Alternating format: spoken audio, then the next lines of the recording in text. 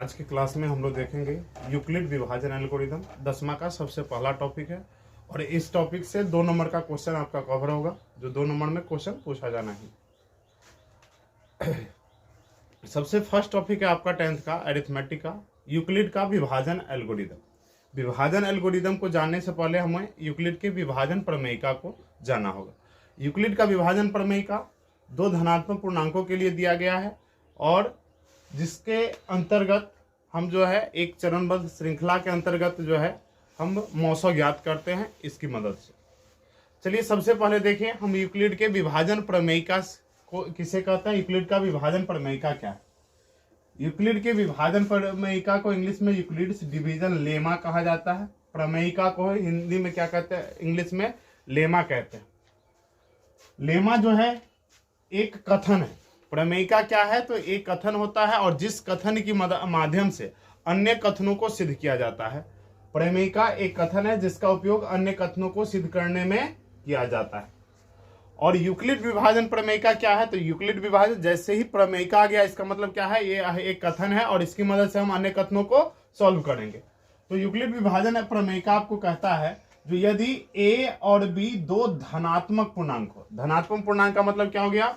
0 हो सकता है, 1 हो सकता है, 2 हो सकता है, 3 हो सकता है। यानी कि आपको इसमें पूर्ण संख्या को ही लेना है, माइनस वाली संख्या को आपको नहीं लेना है। माइनस वाला संख्या आपका नहीं होगा, सिर्फ आपको प्लस वाले संख्या को लेना है।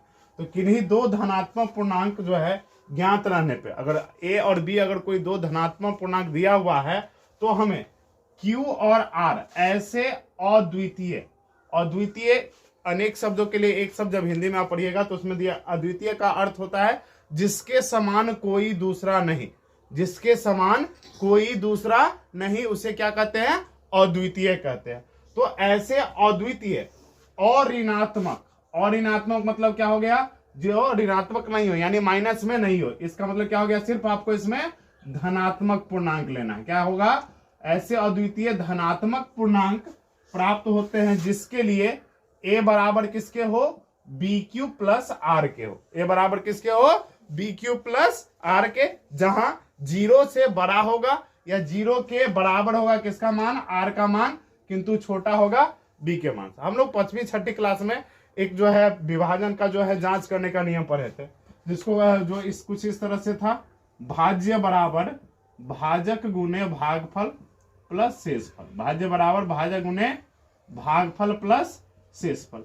तो यह वही चीज है, सिर्फ इसका रूप बदल गया क्योंकि क्लास का स्टैंडर्ड बदल गया। इसमें भी वही है, ए है आपका भाज्य, बी है भाजक, क्यू है आपका भागफल और आर है शेषफल।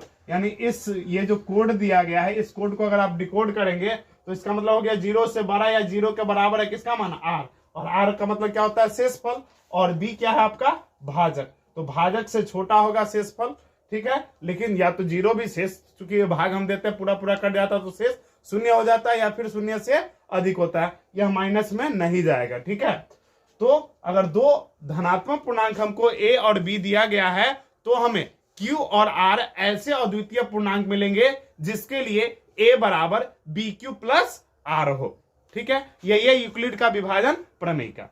और यूक्लिड का यह जो विभाजन प्रमेयिका है आपका A बराबर BQ प्लस R, इसका जब किसी सवाल में हम एक से अधिक बार उपयोग करते हैं तो उसे हम यूक्लिड विभाजन एल्गोरिदम का नाम देते हैं। प्रमेयिका और विभाजन एल्गोरिदम में यही अंतर है।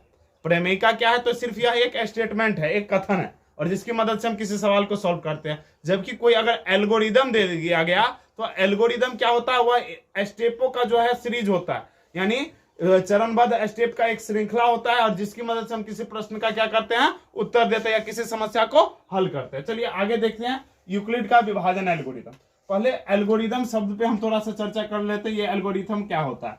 तो एल्गोरिथम क्या है आपका? तो सुपरिभाषित चरणों की एक श्रृंखला है।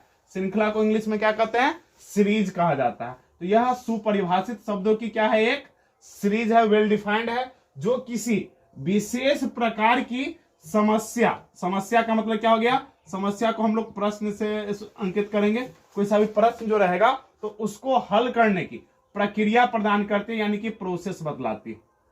तो देखिए यूक्लिड कोई सा भी एल्गोरिदम हो तो एल्गोरिदम क्या होता है? सुपरिभाषित चरण। तो सुपरिभाषित का मतलब होता है वेल डिफाइंड। ऐसा चीज जो सभी के लिए सत्य है। चरण मतलब हो गया आपका स्टेप्स, जैसे एक के बाद दो होगा, दो के बाद तीन होगा, तो इस तरह से स्टेपों की एक सीरीज है जो क्या करती है, किसी विशेष प्रकार के क्वेश्चन को हल करने का आपको प्रोसेस देगा। एल्गोरिदम का काम करना है प्रोसेस देना, और प्रमेयिका क्या है, एक स्टेटमेंट है, और उस स्टेटमेंट का जब हम बार बार प्रयोग करते हैं तो वही किस में कन्वर्ट हो जाता है, एल्गोरिथम में कन्वर्ट हो जाता है। ठीक है, तो चलिए अब देखिए, यूक्लिड विभाजन प्रमेयिका का किसी समस्या को हल करने में बार बार प्रयोग करना क्या कहलाता है, यूक्लिड विभाजन एल्गोरिथम कहलाता है। तो देखिए अब इसमें टाइप 1 क्वेश्चन देखिए किस तरह से पूछे जाते हैं। तो आपको क्वेश्चन आता है जो यूक्लिड के विभाजन एल्गोरिथम से दो धनात्मक पूर्णांकों का मौसा ज्ञात करिए। हमेशा ध्यान में रखिएगा, सिर्फ दो धनात्मक पूर्णांकों को ही निकालेंगे आप, दो से अधिक का एक बार में हम नहीं निकाल सकते, समझ गए ना। दो, अगर दो से अधिक भी दिया गया तो दो दो में कन्वर्ट करके फिर हम निकाल सकते हैं, लेकिन एक बार में तीन समस्याओं को यूक्लिड विभाजन एल्गोरिथम से नहीं निकालेंगे। ठीक है, न ही माइनस वाला का जो है मौसा निकलेगा यूक्लिडियन एल्गोरिथम से। तो देखिए इसके लिए कुछ प्रोसेस है, उस प्रोसेस को देखिए। सबसे पहले आपको क्या करना है, तो दो संख्याएं, आपको दो धनात्मक संख्याएं दी रहेगी, उसमें से जो बड़ी संख्या है उसको आप स्मॉल a से सूचित कर दोगे, और जो छोटी संख्या उसको स्मॉल b से सूचित कर दोगे। क्या करेंगे, बड़ी संख्या को स्मॉल a से और छोटी संख्या को स्मॉल b मान लेंगे या उससे सूचित कर देंगे। ठीक है, अब क्या करेंगे, तो जो a का मान है यानी जो बड़ी संख्या, उसमें b यानी कि छोटी संख्या से हम भाग देंगे। क्या करेंगे, बड़ी संख्या को छोटी संख्या से भाग देंगे, और भाग देने पर जो मान आएगा उसको हम लोग क्या कहते हैं, भाग देने पर कोई मान आता है उसको क्या कहते हैं, भागफल, और भाग देने का जो कुछ बच जाता है उसे हम क्या कहते हैं, शेषफल। तो b a में क्या किया, हम b से भाग दिए, और भाग देने के बाद हमको भागफल मान लीजिए मिल गया q। यहाँ पे आपको संख्या आ जाएगी a b और q और r, सभी जगह आपको कुछ संख्याएं आ जाएगी जब आप सवाल बनाइएगा। तो भागफल क्या हो गया, q हो गया, और शेष बच गया मान लीजिए r, तो हमको ये मिल जाएगा। और जो भी मिलेगा उसे हम किस रूप में लिख देंगे, a बराबर बी क्यू प्लस आर के, यानी यूक्लिड विभाजन प्रमेयिका के अनुसार उसे हम लिख देंगे। अब क्या करेंगे, तो अब जो है अगले स्टेप में, जो स्टेप 3 करेंगे, इसके बाद तीसरा जो काम करेंगे, तो यह जो b जो है वह b आ जाएगा आपका a की जगह, b कहां आ जाएगा, a की जगह, और जो शेष जोड़ था r, जो शेषफल r है वह अब क्या हो जाएगा, भाजक हो जाएगा, यानी यह b के बगल में आ जाएगा। और अब क्या करेंगे, फिर r के मान से b के मान में भाग देंगे, जो मान आएगा उससे को इसके रूप में गुना करेंगे, और फिर शेष को वैसे ही प्लस के साथ इसी तरह से आपको लिख देना। और यह प्रक्रिया आपको तब तक जारी रखनी है, देखिए यहाँ b को भाज्य a की जगह और शेषफल को भाजक b की जगह रख देंगे, और स्टेप 2 की भांति क्रिया करेंगे, यानी वही भाग देंगे, वही बात लिखी हुई है।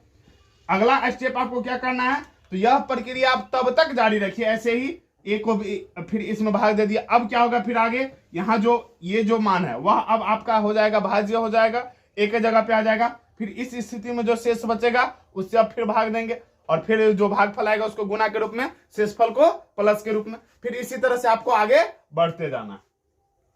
और यह प्रक्रिया आपको तब तक जारी रखना है जब तक कि शेष क्या हो जाए, शून्य न हो जाए, जीरो नहीं हो जाए। जब शेष जीरो हो जाएगा यानी भाग पूरा पूरा खत्म हो जाएगा, तो उस स्टेप में जो भाजक रहेगा, यानी आप जितना से भाग लगाए रहेंगे वही उन संख्याओं का क्या हो जाएगा, मौसा हो जाएगा। ठीक है, चलिए अब इसको सवाल पे देखते हैं, ठीक से देखिएगा इसको। देखिए यहाँ क्वेश्चन है, यूक्लिड विभाजन एल्गोरिथम के प्रयोग से 867 एवं 255 का मौसा ज्ञात करें। यह क्वेश्चन बराबर सेम क्वेश्चन जो है बोर्ड में भी आ जाता है। ठीक है, तो यहाँ देखिए, यहाँ कौन बड़ा है, 867 बड़ा है कि 255 बड़ा है, तो 867 बड़ा है, नहीं 867 बड़ा है किससे, 255 से। तो इसलिए क्या बताना है आपको, बड़ी संख्या को आपको क्या लेना है, a लेना है। तो a बराबर कितना हो जाएगा आपका 867, और b बराबर कितना हो जाएगा 255। हो गया, a और b हमने मान लिया, पहला काम खत्म। अब क्या कहता है, a में b से भाग देना है। यह काम आप रफ पेज पे करेंगे साइड में कहीं, तो 255 से आप 867 में भाग दीजिए। 255 तिया हो जाएगा, 5 तिया 15 के 5 हासिल 1, 5 तिया 15 1 16 के 6 हासिल 1, 3 दूनी 6 1 7, इसको घटाइए, 7 में 5 गया 2, 6 में 6 गया 0, 8 में 7 गया तो 1, 102 हो गया। तो इसलिए यहां लिखेंगे यूक्लिड के विभाजन प्रमेयिका से, या यूक्लिड विभाजन एल्गोरिदम से, विभाजन एल्गोरिदम या विभाजन प्रमेय का भी आप लिख सकते हैं। तो रिथम से क्या हो जाएगा, ए बराबर क्या होता है बी क्यू प्लस आर, जहां 0 से बड़ा होगा या 0 के बराबर होगा किसका मान, आर का मान, किंतु छोटा होगा बी के मान से, का बार बार प्रयोग करने पर, इसमें एक से अधिक बार हम प्रयोग करेंगे, तो बार बार प्रयोग करने पर या इसके जगह पर डायरेक्ट आप यूक्लिडियन एल्गोरिदम भी लिख सकते हैं। तो यहां देखिए ए कितना हो गया आपका 867, ए कितना हो गया 867, बराबर बी क्या है, बी का वैल्यू कितना है 255, कितना है 255, गुण क्यू का वैल्यू भागफल, देखिए क्यू हो गया आपका भागफल और आर हो गया शेष, ये हो गया आपका ए, ये हो गया बी, ए बी क्यू और आर, तो क्यू का वैल्यू कितना हो गया यहाँ 3, तो गुने में कितना हो जाएगा 3, और शेष कितना बच गया 102, तो यहाँ हो जाएगा प्लस 102। अब क्या बतलाएं आपको, जो बी जो था वह अब क्या हो जाएगा, अब ए के जगह पे आ जाएगा, बी कहां जाएगा ए के जगह पे, और जो शेष वाला है वह आ जाएगा आपको बी की जगह पे, दोनों का अब स्थान परिवर्तन हो जाएगा, यानी यहां आपका हो जाएगा 255, अब यहां जाएगा, और अब इसके जगह पे कौन आ जाएगा 102 आ जाएगा। अब क्या करेंगे, तो 102 से आपको भाग देना है किसमें 255 में, 102 से किसमें भाग दीजिएगा 255 में, तो 102 दूनी 204, बच गया कितना आपका 51 बचा, कितना बचा 51, तो 2 मरतबे लगाए तो गुना में 2 लिखेंगे, शेष कितना बच गया 51, अभी भी शेष 0 नहीं आया है, यानी आपको स्टेप अभी भी आगे कंटिन्यू रखना है। अब फिर क्या हो जाएगा 102 आ जाएगा बराबर के इस साइड, और अब इस स्थिति में भाग कितना से देना आपको 51 से, कितना से देना है 51 से, तो 51 से किस में भाग देंगे हम 102 में देंगे, तो 51 से 102 में भाग देंगे, क्या मरतबे लगेगा 2 मरतबे, 51 दूनी 102, आपका पूरा कट गया, तो 2 से लगाए कट गया, और शेष क्या हो गया 0। यह काम आपको कब तक करना था, जब तक कि शेष 0 नहीं आ जाए, तो आपका शेष क्या हो गया 0 आ गया, अब शेष 0 आ गया तो क्या हो गया, आप यहाँ पे आपको स्टेप खत्म कर देना, यहाँ एक शब्द लिख दीजिएगा, चूंकि शेष 0 आ गया, शेष 0 आ गया, अतः हम क्रिया का अंत करते हैं, अतः हम क्रिया का क्या करते हैं अंत करते हैं। ये जो डिवीजन एल्गोरिदम का जो प्रोसेस कर रहे थे इसे हम यहाँ पे इंड कर देते हैं, और इसलिए मौसो क्या हो जाएगा, तो मौसो होगा आपका अंतिम चरण का भाजक, अंतिम चरण का भाजक, तो जो सबसे लास्ट स्टेप की हो उसमें कितना से भाग दिए हो, तो 51 से, तो इसलिए मौसो हो गया कितना, मौसो अब किसका रे 867 और 255 का मौसम को निकालना